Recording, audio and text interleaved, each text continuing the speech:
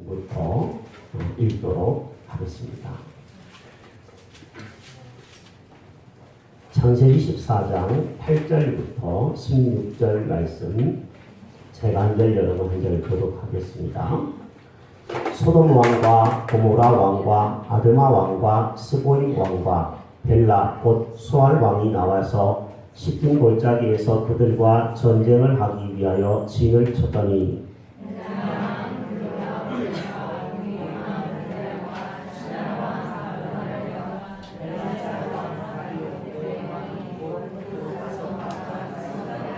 시딤 골짜기에는 욕청 구덩이가 많은지라 소돔 왕과 고모라 왕이 달아날 때에 그들이 거기 빠지고 그 나머지는 산으로 도망하며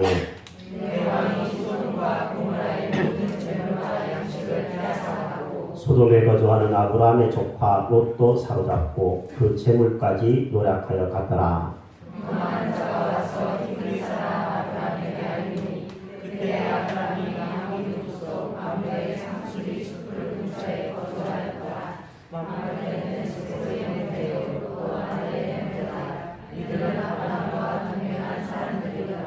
아브라함이 그의 조카가 사로잡혔음을 듣고 집에서 빌리고 훈련된 자 318명을 거느리고 단까지 쫓아가서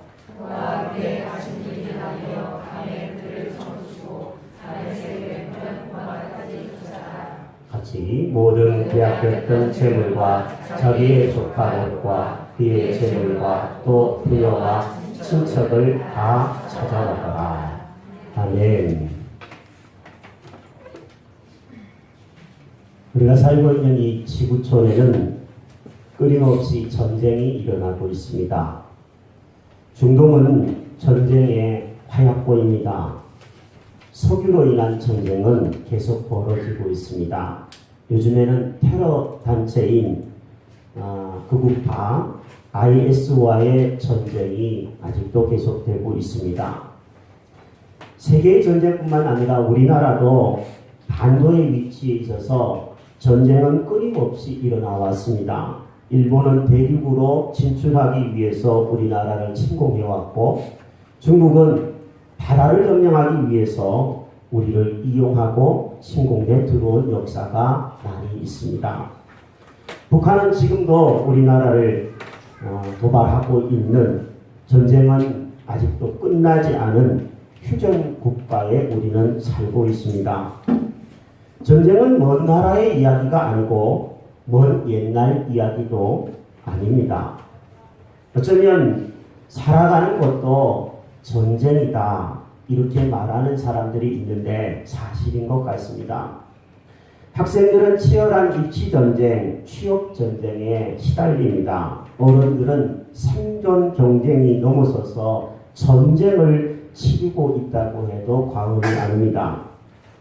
무엇보다도 지난주에 강성문 성기사님이 말씀하셨듯이 가장 치열한 전쟁은 우리의 마음 안에서 벌어지고 있는 전쟁입니다.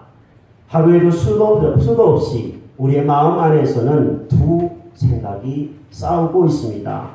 선을 행하려고 하는 마음과 악을 범하려고 하는 이 두 마음이 서로 치열하게 싸우는 곳, 우리의 마음은 가장 치열한 영적 전쟁터가 아닐 수 없습니다.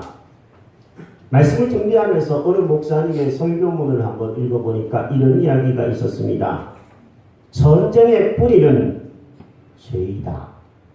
죄로 인해서 전쟁은 쉬지 않고 계속되고 있다. 참 마음에 와닿았습니다. 싸움과 전쟁은 우리에게 죄가 있기 때문입니다. 본문은 성경에 등장하는 최초의 전쟁 이야기라고 할 수 있습니다. 아브라함 당시에 전쟁이 있었습니다. 성경을 읽어보면 생소한 왕들이 있어서 그 왕의 이름을 이야기하기도 우리의 발음으로는 어렵는데 동방의 네 왕들, 바벨론 지역의 네 왕들인 시날, 엘라살, 엘람, 고림왕 이 네 왕들이 영패, 사해 근처에 있는 5 왕들을 침공해 들어왔습니다. 그 왕들은 소돔, 고모라, 아드마, 스보임, 수알 이 5 지역의 왕들입니다. 그러니까 동방의 4왕들이 여면 지역에 있는 5 왕들과 함께 서로 편을 갈라서 패싸움을, 큰 전쟁을 벌였다라는 이야기입니다. 동방의 왕은 그돌라 오멜이라고 하는 왕을 중심으로 한 이 동방의 4왕들은 강력한 군사력을 가지고 있었습니다. 그래서 주변 지역을 쑥대밭으로 만들었습니다. 그리고 전쟁을 통하여서 많은 이들을 죽이고 많은 물건을 빼앗아갔습니다. 전쟁은 그냥 영화 속에서 벌어지는 아름다운 이야기가 아닙니다. 피가 튀고 모든 것들이 쑥대밭이 되는 그야말로 난장판입니다. 이 전쟁으로 인해서 소돔에 살고 있던 아브라함의 조카 롯도 사로잡힌 포로가 되고 맙니다. 재물도 다 노략질을 당하여서 빼앗겨버렸다. 성경은 이렇게 이야기하고 있습니다. 이번 주 토요일이 보니까 6월 25일이더라고요. 6.25 전쟁이 터진 지 올해로 66년이 되었습니다. 6.25 전쟁으로 남한은 얼마나 많은 피해를 입었냐면 군인과 민간인이 수십만 명 목숨을 잃었고요. 물론 실종자들도 상당수가 있습니다. 북한 지역의 피해는 남한보다 더 커서 군인과 민간인이 250만 명 이상 사망했다라는 통계가 있더라고요. 우리 남한의 기업의 절반이 피해를 입었고요. 북한은 전력의 74%, 연료 공급의 89%, 화학공업 공장이 70%가 피해를 입었다라고 통계가 나와 있더라고요. 하나님께서 이 나라에 다시는 전쟁이 없어지도록 붙들어 주시기를 기도할 수밖에 없는 줄로 압니다. 저희 아들 태진이가 어릴 때 한번 물어본 적이 있어요. 우리나라가 휴전 국가인데 태진아, 만약에 전쟁이 일어나면 너는 어떻게 할래? 이렇게 물었더니 태진이가 참 재미있는 이야기를 했습니다. 아빠, 난 호주로 도망갈 거야. 이렇게 얘기하더라고요. 호주에 우리가 기도하고 원하는 이종환 성교사님이 계시잖아요. 그래서 너무 어처구니 없어서, 야 이놈아, 전쟁이 일어나면 나가서 싸울 생각을 해야지 도망갈 생각부터 하냐? 호주로 가다가 공항 가다가 넌 죽겠다. 너같이 그렇게 비겁한 인간들이 이 땅에 모여 있으면 이 나라는 끝장나겠다. 너 그러면 안 된다. 이렇게 얘기를 했던 적이 있었습니다. 요즘에는 안 물어봤는데 아마 아빠는 집에 계세요. 제가 대신 나갈게요. 아마 이랬으면 좋겠다 이런 생각들을 드는데 오늘 유치부 본다고 그 자리에 없네요. 또 자기 이야기 했다고 뭐라 그러지 마세요. 너 그랬다며? 이렇게 얘기하면 집에 가서 저 구사리 먹습니다. 전쟁이 일어나면 여러분은 우리나라에 전쟁이 없었으면 좋겠지만 여러분 어떻게 하시겠습니까? 남자분들 우리 태훈이를 대표로 부르겠습니다. 태훈아, 우리나라에 전쟁 나면 도망갈 거니 싸울 거니? 피해가네.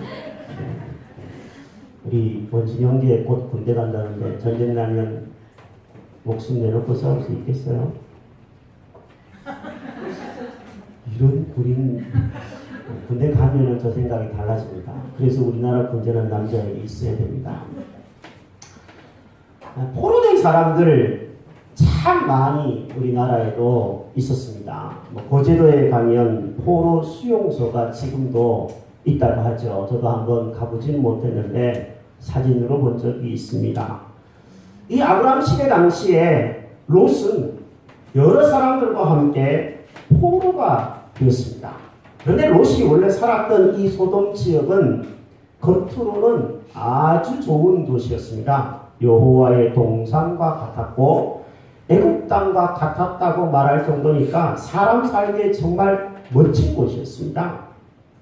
그러나 그곳 사람들은 악하여서 여호와 앞에 죄인들이었습니다. 13장 13절을 읽어보면 나옵니다. 그래서 롯은 이 죄인된 도시에서 하나님 모시기에 안타까운 그 도시에서 살다가 보니까 죄에 휩싸이게 되었고 포로가 되었고 재산을 약탈당한 겁니다. 성경에 이 사로잡힌 롯에 대한 이야기가 자세히 기록된 이유가 있습니다. 그것은 이 롯이 곧 세상적인 그리스도인의 본보기가 되고 모델이 되기 때문에 그렇습니다. 우리도 예수 믿는 사람이라면 처음부터 하나님을 떠나 살겠다라는 마음을 먹는 사람은 많지 않습니다. 신앙생활을 합니다. 그런데 점점 먹고 사는 것이 바빠서 한 주, 두 주 예배를 소홀하게 하고 빠지게 됩니다. 자녀 교육의 문제로 헌금을 줄입니다. 일로 인해서 어울리지 말아야 될 사람을 만나기도 합니다. 그러다 보면 결국엔 완전히 세상으로 나가서 가나안 성도, 어떤 성도냐면 교회를 안 나가, 거꾸로 하면 가나안 성도가 되어버린다고 합니다. 롯은 이 가나안 성도의 모델입니다. 누군가의 말처럼 롯은 전쟁의 포로가 되기 이전에 세상의 포로가 되어 있었기 때문에 문제가 있어 버려졌습니다. 야고보서를 읽어보니까 욕심이 잉태한 즉 죄를 낳고 죄가 장성한 즉 뭐가 났습니까? 사망을 낳습니다. 그러므로 내 사랑하는 형제들아 속지 말라. 주님이 엄히 말씀하셨습니다. 여러분 우리는 얼마든지 속임을 당할 수 있다는 것을 유념해야 합니다. 감사하게도요. 예수님은 포로된 사람, 눌린 사람들을 자유케 해주시기 위해서 이 땅에 오셨습니다. 주의 성령이 내게 임하셨으니 이는 가난한 자에게 복음을 전하게 하시려고 내게 기름을 부으시고 나를 보내사 포로된 자에게 자유를 전파하게 하셨다. 주님은 자유를 주시기 위해서 이 땅에 오신 분이십니다. 예수님은 오늘도 예수님 앞에서 회개하고 믿음을 가지려고 하는 사람들에게 죄와 사망의 포로되면서 우리를 자유케 해주시는 좋으신 분이신 줄로 믿습니다. 할렐루야. 우리는 그 주님 안에서 포로되면서 자유를 경험한 사람이 될 수가 있습니다. 성경 공부하면서 그런 말씀을 드린 적이 있는데요. 영어로 성령 충만하다라는 말은 self-controlled라고 하는 단어를 씁니다. 우리가 흔히 사용하는 말이죠. self-control. 마음을 스스로 다잡는 것. 이게 얼마나 중요한지 사람들이 많이 그 용어를 사용합니다. 그런데 여러분, 우리의 마음이 잘 잡아집니까? 우리는 참 연약한 존재여서 초선까지도 마음이 왔다 갔다 하고요. 하루에 생각이 이랬다 저랬다 하고요. 마음 하나 붙들 수 없는 연약한 존재에 불과합니다. 그러므로 하나님께서 우리의 마음을 사로잡아 주시도록 기도하면서 나아가는 것, 그것이 곧 성령 충만입니다. 저는 이렇게 기도하게 됩니다. 주님, 저와 희망의 교회 온 성도들이 악한 영에 사로잡혀서 지난주 성유사님이 얘기하셨던 것처럼 사울처럼 미움과 다툼에 시기와 질투에 우울과 절망에 사로잡히지 않게 하여 주시고 오직 다윗처럼 하나님의 영에 사로잡히는 사람이 되게 해 주십시오. 하나님의 영에 사로잡힐 때 이해하고 용납하고 용서하고 사랑하는 사람이 될 줄로 믿습니다. 여러분들도 여러분 영과 여러분의 마음과 또 우리의 가족들을 생각하면서 하나님의 영에 감동된 사람이 되도록 기도하는 사람 다 되기를 축복합니다. 자, 그런데 이 본문에 포로가 돼서 이렇게 사로잡힌 롯에 대한 이야기도 길게 나오지만 아브라함 이야기도 나옵니다. 중요한 것은 이 아브라함 이야기죠.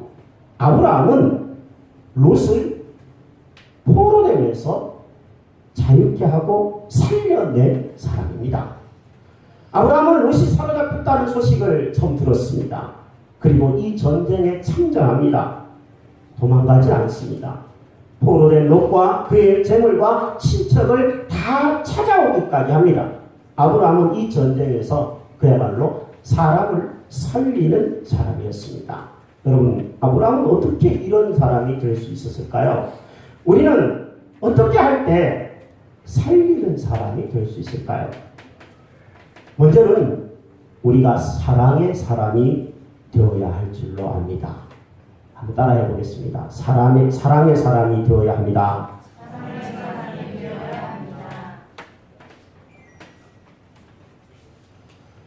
아브라함은 롯의 소식을 듣고서 아이 그거 참 센통이다. 나한테 양보도 안 하고 지가 먼저 땅 차지하더니 이렇게 생각하지 않고 이렇게 말하지 않았습니다. 아브라함은 조카가 포로가 되었다는 소식을 듣고 나하고는 상관없는 일이야. 내가 이 전쟁에 참여했다가 어떻게 될 줄 알고 피하지 않았습니다. 아브라함은 조카 롯을 불쌍히 여겼습니다. 그리고 이 전쟁에 참전하였습니다. 아브라함은 그러고 보면 참 큰 사람입니다. 덩치가 크다라는 게 아니라 마음이 넓고 큰 사람입니다. 아브라함이 이 전쟁에 참전했던 동기가 있다면 그것은 조카에 대한 사랑이었습니다. 최근에 한 집사님이 저에게 이런 말을 했습니다. 목사님, 저 요즘에 무섭습니다. 왜요, 집사님? 목사님, 저한테 해를 끼쳤던 사람들이요, 요즘에 경제적인 큰 피해를 입어 감옥에 간 사람도 있고요, 큰 병에 걸려서 지금 병원에 입원해 있는 사람도 있습니다. 목사님, 참 무섭습니다. 이렇게 얘기를 했어요. 여러분, 만약에 여러분에게 해를 끼친 어떤 사람이 사고를 당했고 아니면 그 사람이 어려움을 당했다면 여러분들은 무슨 생각을 하실 것 같습니까? 쌤통이다 보고 그렇게 생각할까요? 아니면 불쌍하다 이렇게 생각할까요? 여러분 한번 자신에게 물어보시기를 바랍니다.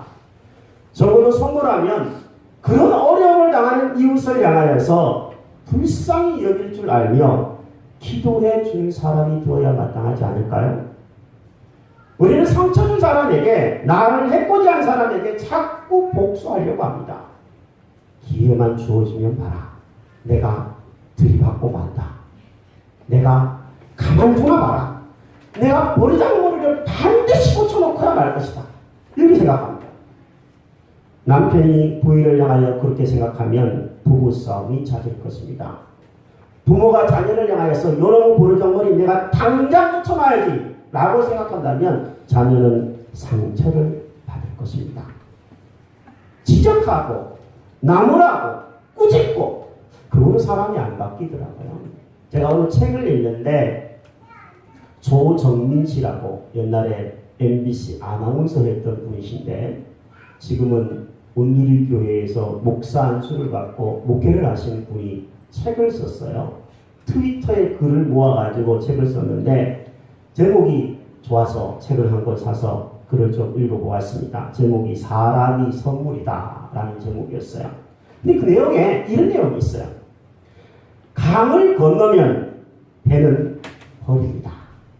고마워서 배를 치고 가는 사람이 있습니까? 당신은 훌쩍 떠나버린 사람이 있거든 내 역할을 다했으니 하고 생각하십시오. 복수는 무슨? 조용히 쉬세요. 이렇게 써있더라고요. 그래요. 우리 곁을 훌쩍 떠나버리고 나에게 상처를 주고 해코지한 사람이 있다면 내가 찾아가서 버리장머리를 고쳐야 된다는 생각은 버리십시오. 내 마음에 혹시 칼 갈고 있는 사람이 있다면 여러분 마음에 칼을 내려놓으십시오. 여러분만 힘든 것입니다. 가슴에 칼을 내려놓고 하나님께서 원하시는 대로 우리의 가족을 향한 사랑, 이웃을 향한 불쌍히 여기는 마음, 하나님을 향한 사랑을 가지고 사는 것도 이 세상이 짧지 않겠습니까? 우리가 생각하는 그 일, 요즘에 우리가 마음먹은 그 일, 그 동기가 여러분 사랑이 되기를 바랍니다. 그때 하나님께서는 사랑의 동기로 시작하는 그 일이 비록 전쟁에 참여하는 일일지라도 함께 하셔서 이기게 하시고 살리게 하실 줄로 믿습니다. 두 번째로 살리는 사람이 되려면 준비된 사람이 되어야 합니다. 아브라함은 평소에 자신과 동맹을 맺었던 사람들이 있었습니다. 13절 말씀해 보니까 아스넬, 에스골, 마물의 사람들과 아브라함은 연합하여서 평소에 살고 있었습니다. 여러분들도 세상의 사람들과 담쌓고 지내면 안 됩니다. 좋은 일에는 협력할 줄 알아야 됩니다. 우리나라 사람을 향하여 그렇게 얘기하죠. 일본 사람들은 잘 뭉치는데 우리나라 사람은 다 따로따로. 일본 사람은 진흙인데 우리나라 사람들은 모래알이다 이렇게 얘기하는데 우리 성도들은 진흙같이 잘 연합할 줄 알아야 될 줄로 압니다. 아브라함은 연합 전선을 펴고 있었습니다. 그리고 아브라함은 평소에 훈련하여서 집에서 기른 사람들 318명이 있었습니다. 미래를 위해서 위기를 당할 일이 혹시 벌어질지 몰라서 집에서 병사들을 훈련시키고 준비하고 있었다는 얘기입니다. 그리고 이 사람들과 위기가 닥쳤을 때 계획을 세웁니다. 어떻게 공격을 할까? 우리보다 더 강한 적들인데 세상을 떠들썩하게 했던 적들인데 어떻게 그들을 침공할까? 어떻게 이 포로된 조카를 빼앗아올까? 그들은 의논했습니다. 계획을 세웠을 것입니다. 그리고 밤을 이용해서 기습 공격을 가능합니다. 아브라함은 이렇게 준비된 사람이었기에 살리는 일에 쓰임받을 수 있었습니다. 지금 세계는 축구 전쟁 중입니다. 우리 남자분들 유로 2016 본다고 요즘에 밤잠 못 자는 분이 혹시 없었으면 좋겠는데 코파 아메리카 컵이라고 남미의 월드컵인데 제 아내는 코파? 이렇게 얘기하더라고요. 코파인 게 아니라 코파 아메리카 컵이라고 남미 월드컵, 유럽의 월드컵이 지금 벌어지고 있습니다. 이제 한 달 후면 브라질에서는 전 세계인의 스포츠 축제 올림픽이 거행될 것입니다. 이 전쟁입니다. 어떻게 스포츠 전쟁이라고 얘기해요. 스포츠 전쟁에서도 이기는 사람은 준비가 잘 된 사람. 준비하지 않고 승리할 수 없습니다. 여러분 학생들은 좋은 사회인이 되기 위해서 준비해야 합니다. 공부를 잘하라는 얘기가 아니라 최선을 다해서 미래를 준비한 사람이 미래의 것입니다. 승리자가 될 것입니다. 청년들도 준비를 잘해야 됩니다. 예쁜 신부감, 멋진 신랑감 얻기 위해서는 몸가짐, 옷차림 신경 써야 됩니다. 무지하게 다니면 안 됩니다. 좀 꾸밀 줄도 알아야 합니다. 외모를 꾸미는 것 중요합니다. 하지만 무엇보다도 마음과 믿음을 잘 준비하는 청년들이 되시기를 바라요. 결코 믿음 없는 사람이 믿음 있는 사람을 만나기 힘듭니다. 유유상종이라고 그러잖아요. 여러분 청년들이 잘 준비되어서 훌륭한 인재들이 되기를 축복합니다. 장년들도 마찬가지입니다. 좋은 믿음과 좋은 사람들을 만나기 위해서 내가 좋은 사람으로 준비되어 있어야지 가능한 일인 줄로 믿습니다. 우리 희망의 교회도 마찬가지입니다. 우리 희망의 교회가 제2의 개척도 준비해야 합니다. 하나님이 당장 이루시는 것이 아닙니다. 언제가 될지 모릅니다. 우리 성도형제 기도했던 것처럼 어떤 방법이 될지 모릅니다. 언제 어떻게 역사하실지 모릅니다. 하지만 아무 준비하지 않고 있다가 기회가 온다면 잡을 수 있겠습니까? 기도로 준비하십시다. 물질로 준비하십시다. 마음으로 준비하십시다. 하나님께서 쓰시는 사람, 준비된 사람을 사용하십니다. 하나님은 준비된 사람을 통하여서 이 땅에 생명을 살리는 일들에 쓰임받게 하실 줄로 믿습니다. 여러분과 저가 그런 사람 되기를 축복합니다. 그리고 세 번째로 어떤 사람이 살리는 역할을 하냐 하면 헌신된 사람이어야 합니다. 아브라함은요 편안한 삶을 추구했던 사람이 아닙니다. 아브라함이 만약에 편안한 삶을 추구했다면 전쟁에 참가할 일이 없습니다. 자기 부인이 지금 포로가 된 건 아니잖아요. 자기 자신이 포로가 된 것은 아니에요. 아브라함이 이 전쟁에 참전하지 않았다고 해서 누구 하나 아브라함을 뭐라고 그럴 사람은 없습니다. 그런데 아브라함은 축복의 통로가 되라고 하는 부르심이 있었기 때문에 이 전쟁에 참전하고 헌신하였습니다. 아브라함과 318명의 군인은 롯을 구하기 위해서 마므레의 상수리 숲을 근처에 살다가 단이라고 하는 곳까지 쫓아갔습니다. 단에서 더 지나서 다메섹의 왼편인 호박까지 쫓아갔다고 성경이 기록하고 있는데 제가 지도를 한번 봤어요. 그랬더니 이 마므레 상수리 숲에서 단까지만 해도 거리가 200km입니다. 그리고 단에서 호박까지도 상당히 먼 거리입니다.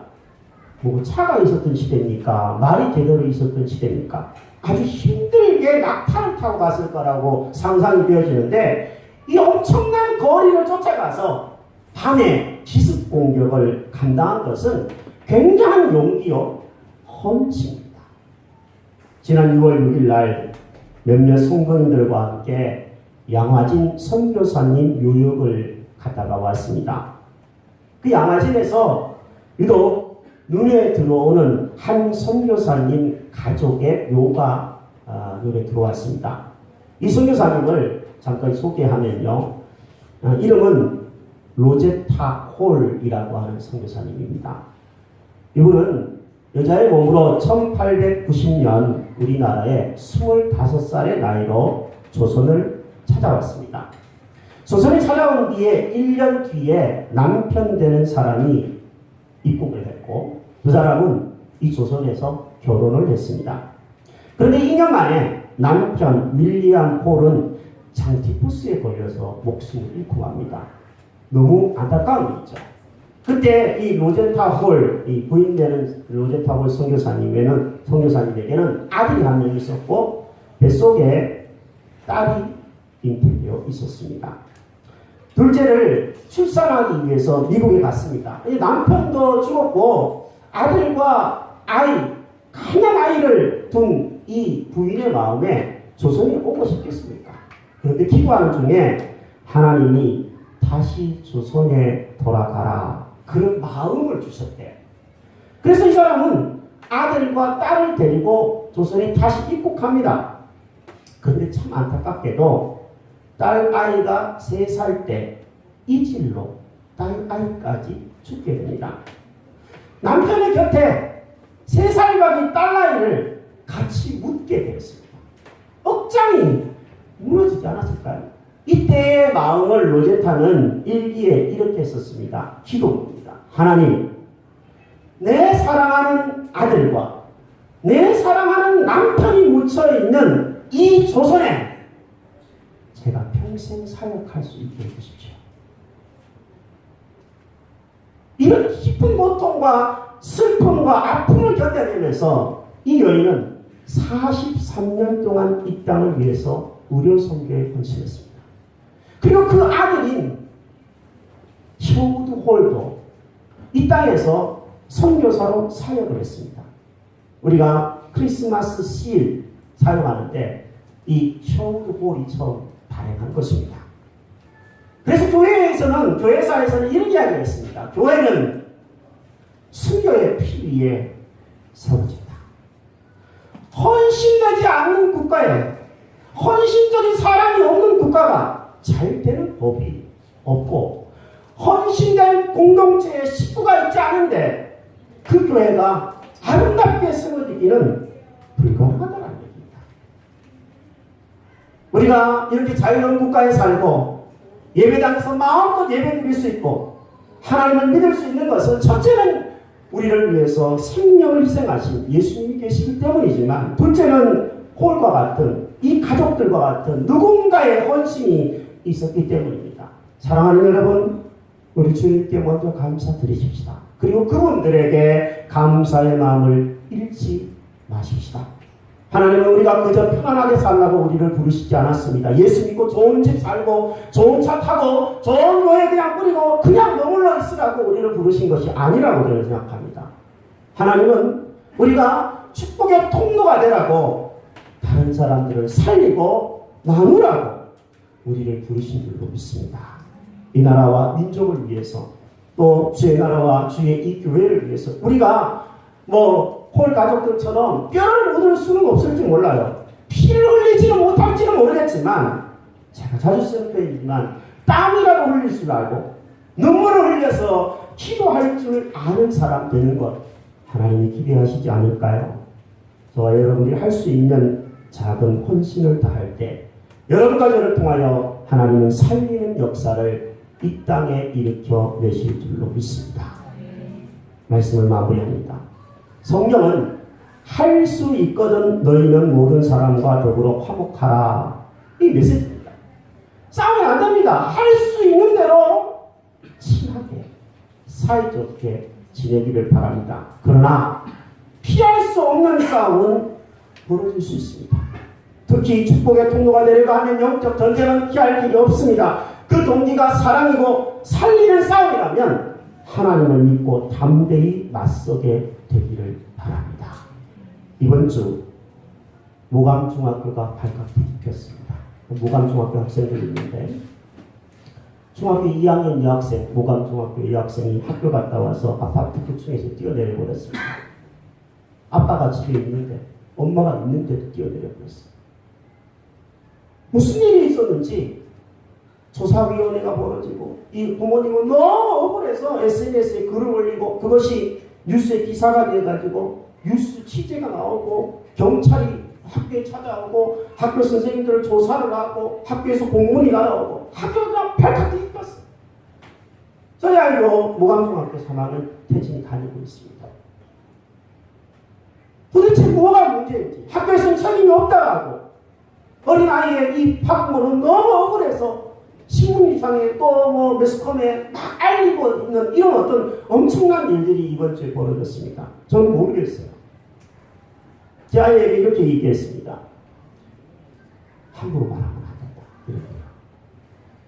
뭐가 지침인지 우리 모르는 거야. 그러나 재발 방지를 위해서는 정말 많은 노력을 기울여야 되겠다 이런 생각들을 합니다. 사랑하는 여러분, 사단은 우는 사자처럼 사람들을 집어삼키려고 하고 있습니다. 이 아이가 무엇 때문에 그랬는지는 모르겠지만 자기의 목숨을 끊어가면서까지 억울함을 호소하려고 했을 거라고 생각이 되어지는데 왜 이런 방법을 써야만 했는지, 또는 대중문화가 이 우리의 어린 자녀들의 마음을 너무 빨리 빼앗아가고 있다고 생각이 되어집니다. 온갖 방법을 동원해서 어린 생명들을 스스로 목숨을 버리게 하고 있습니다. 게임이나 인터넷에 나오는 모든 것들이 사실은 그런 것들을 조장하고 있습니다. 모함, 공개, 범죄가 성행하고 있습니다. 사람을 죽이고 해코지하고 차로 들이받고 너무 무서워서 살기 힘든 세상이 되어버리지 않았습니까? 교회는 어떻습니까? 온갖 방법을 동원해서 사단은 믿는 자를 실족시키려고 하고 상처받았다고 교회 떠나게 하고 억울하다고 교회 다니지 못하게 하고 또 교회를 파괴하기 위한 여러 수단을 간구하고 있는 것처럼 보입니다. 그러나 여러분 기억하시고 잊지 마시기를 바랍니다.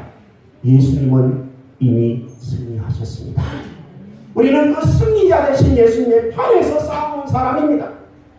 우리에게 붙어있고 사랑으로 싸우려고 하고 계산하지 말고 헌신하려고 조금이라도 내가 손해보려고 하고 준비하고 있기만 한다면 하나님은 저와 여러분들을 통하여서 사람을 살려내는 역사를 일으켜 가실 줄로 믿습니다. 우리 주변에 혹시 그런 안타까운 억울한 마음을 품고 있는 여학생은 없는지 돌아볼 수 있게 되기를 바랍니다. 살려내는 일들에 쓰임받는 저와 여러분들 되어질 때 우리의 영도 함께 살아나는 역사가 있게 될 줄로 믿습니다. 이 은혜가 있기를 주의 이름으로 축복합니다.